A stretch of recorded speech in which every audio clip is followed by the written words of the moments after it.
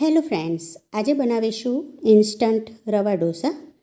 આ રવા ઢોસા ખૂબ જ ટેસ્ટી બને છે અને બાળકોને ખૂબ જ પસંદ આવે છે. આના માટે મેં અહીંયા 1 કપ રવો લીધો છે. રવો થોડો આવો દરદરો છે તો એને આપણે મિક્સરમાં ગ્રાઇન્ડ કરી અને તેનો પાવડર બનાવી લેવાનો છે. હવે અહીંયા રવાનો પાવડર બની અને તૈયાર છે, તો એક વાસણમાં મેં લઈ લીધો છે. આવો સરસ પાવડર બની અને તૈયાર થઈ જશે. પછી એમાં 2 ટેબલસ્પૂન રોટલીનો ઝીણો લોટ ઉમેરવાનો છે. સ્વાદ પ્રમાણે મીઠું અને અડધો કપ દહીં ઉમેરવાનું છે અને અડધો કપ પાણી ઉમેરી અને સરસ આનું બેટર બનાવી લેવાનું છે. હવે વિસ્કરની મદદથી વિસ્ક કરી અને સરસ આનું લમ્સ ના રહે તેવું બેટર બનાવી લેવું. બેટર સરસ મિક્સ થઈ જાય પછી તેને 10 મિનિટ માટે રેસ્ટ આપવાનો છે, તો એને સાઈડ પર રાખી દેવું. હવે અહીંયા એક મસાલો તૈયાર કરવાનો છે, તો મેં અહીંયા એક ઝીણી સમારેલી ડુંગળી લીધી છે. તેમાં સ્વાદ પ્રમાણે મીઠું, અડધી ટીસ્પૂન ચાટ મસાલો, અડધી ટીસ્પૂન લાલ મરચું પાવડર ઉમેરી અને સરસ મિક્સ કરી લેવું. સરસ મિક્સ થઈ જાય પછી તેમાં અડધા લીંબુનો રસ ઉમેરી દેવો. પછી બધું સારી રીતે મિક્સ કરી અને આને સાઈડ પર રાખી દેવું. આ મસાલો ખૂબ જ ટેસ્ટી લાગે છે.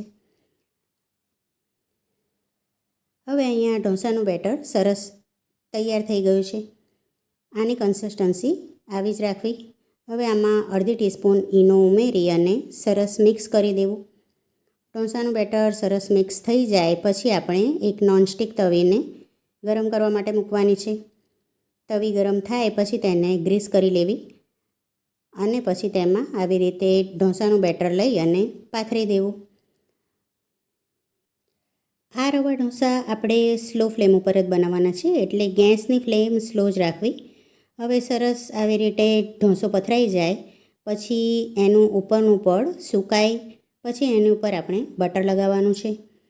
હવે અહીંયા ઉપરનું પડ જુઓ સરસ સુકાઈ ગયું છે, તો હવે આની ઉપર આપણે બટર લગાવવાનું છે. આ ઢોસો આવી રીતે બનાવે તો ખૂબ જ ટેસ્ટી બને છે અને બાળકોને તો ખૂબ જ પસંદ આવે છે.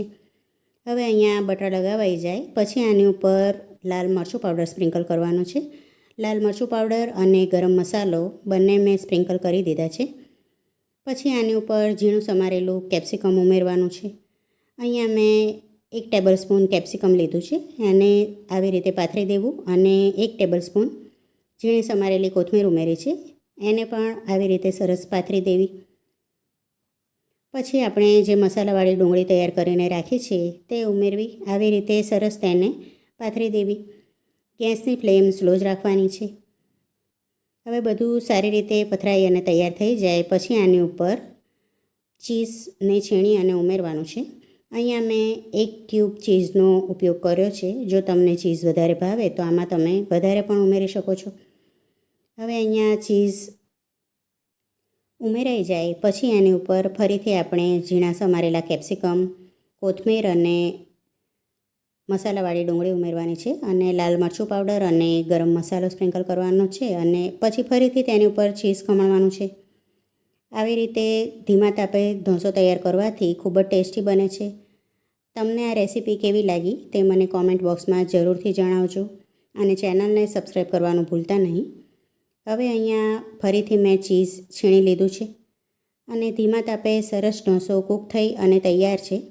એકવાર તમે આ રેસીપી ચોક્કસથી ટ્રાય કરજો અને જો વિડીયો ગમે તો ફ્રેન્ડ્સ અને ફેમિલીમાં શેર જરૂરથી કરજો. અહીંયા ઢોસો સરસ રેડી થઈ ગયો છે. આને મેં કોપરાની ચટણી સાથે સર્વ કર્યો છે. ફરી મળીશું નવી રેસીપી સાથે.